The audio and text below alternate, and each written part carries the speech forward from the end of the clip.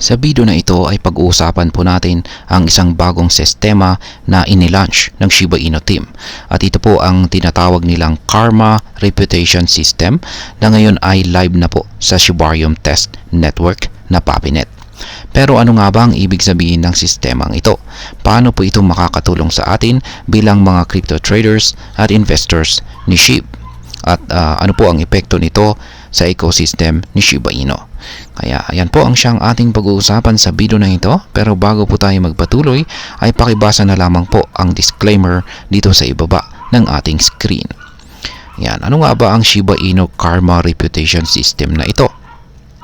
Simula po noong taong 2023, ang Shiba Inu ecosystem ay patuloy na nag-i-introduce ng mga makabagong sistema na layuning mapabuti ang karanasan or experience ng kanilang mga users. At ngayon ay nandyan na ang Karma system. Ang Karma ay isang reputation-based na sistema na sumusubaybay sa mga galaw at engagement ng bawat user sa loob ng Shiba Inu ecosystem. Sa simpleng salita, ito po ay parang scoreboard o record ng lahat ng mga aksyon na ginagawa ng isang user sa ecosystem ni Shiba Inu. Tulad ng kung gaano kadalas na mag-burn ng SHIB, yan, mag-add ng liquidity sa Shiba Swap o bumili ng land sa Shiba Metaverse. Ang bawat hakbang na ito ay nire-reward or nabibigyan po ng reward or mga points or karma points. Yan. Ngayon ay paano po ito gumagana? Yan. Ito po yung kung interesado po tayo rito is paano nga ba ito gumagana? Ang Karma system ay pinalakas po ng mga smart contracts tulad po ng Karma Logic at saka Karma Storage. Ang Karma Storage ang siyang nag-iingat ng mga activity records ng users. Samantalang ang Karma Logic naman ang siyang nagpo-process ng mga aksyon ng mga users at nagko-convert nito sa mga Karma Points. Isang importante at unique na bahagi ng Karma system ay ang paggamit po ng DIDs, DIDs or Decentralized Identifiers. Ang DIDs ay isa po itong system na nagbibigay ng ganap na kontrol sa mga user sa kanilang personal na impormasyon.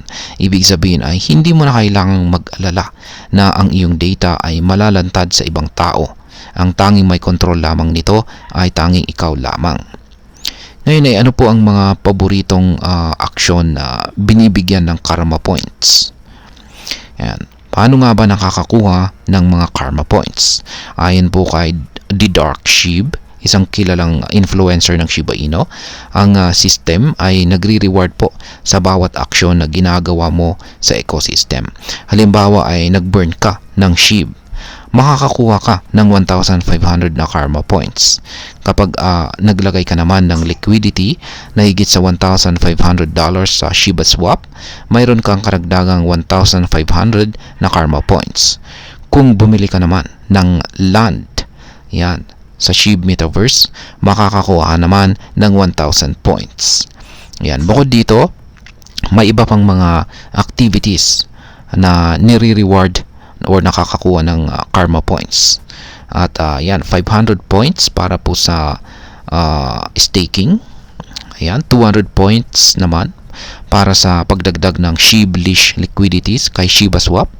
100 points para sa mga para po sa pag-mint ng SHIB Magazine NFT cover.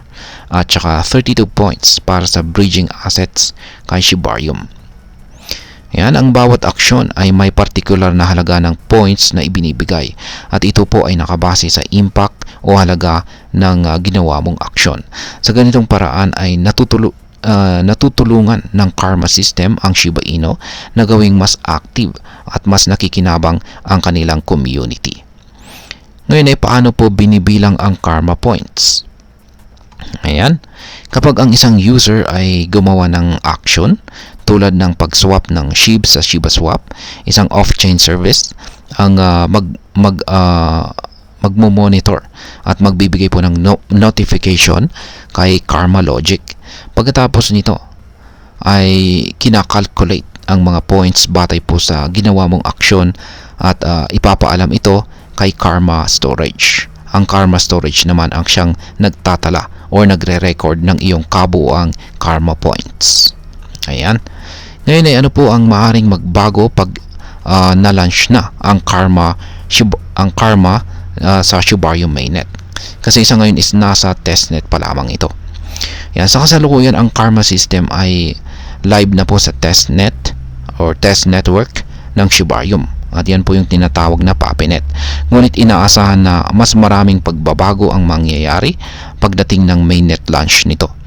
Ang mainnet launch ng Karma ay inaasahan na magpapalago sa buong ecosystem ni Shiba Inu dahil magiging official na ang mga rewards na matatanggap ng mga users sa lahat ng kanilang mga aksyon. Ang mga points ay magiging mas solid at mas magbibigay ng insentibo sa mga users na maging mas active sa ecosystem. Ngayon ay pag-usapan naman po natin ang maaring maging epekto ng Karma system na ito para sa atin bilang mga crypto traders at investors ni SHIB. Yan, malaki po ang epekto ng Karma system na ito sa ating engagement dito po sa ecosystem ni SHIB. Ang mga Pinoy na active po sa crypto community ay mas magkakaroon ng insentibo para mag-participate sa iba't ibang activities dito kay Shiba Inu. Tulad ng pag-burn ng SHIB, pag-stake, at saka pagdagdag ng liquidity sa Shiba Swap. Ang pagkakaroon po ng mga rewards sa bawat galaw mo sa ecosystem ay isang magandang oportunidad para mas makapagpatuloy po tayo sa ating investment. Kung magiging successful po ang Karma system, maaari itong magdulot ng mas mataas na activity at saka interest kay Shiba Inu. Kaya't mas maraming investors ang magiging interesado.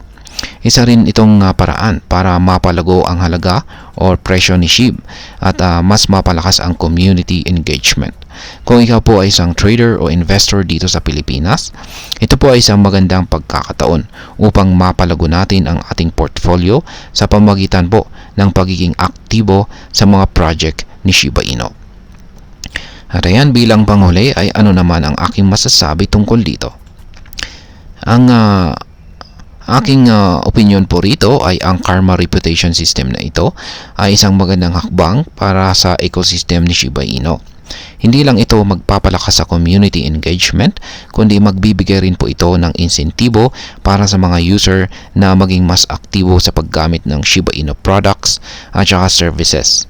Sa pamamagitan po ng pag-track at pag-reward sa mga actions ng mga users, magiging mas matibay po ang community at magiging mas makatarungan ang pag-distribute ng mga rewards. Para po sa mga crypto investors at saka traders, magandang oportunidad po ito para tayo ay makakuha ng karagdagang kita sa pamamagitan po ng pagiging active sa ecosystem ni Shiba Inu.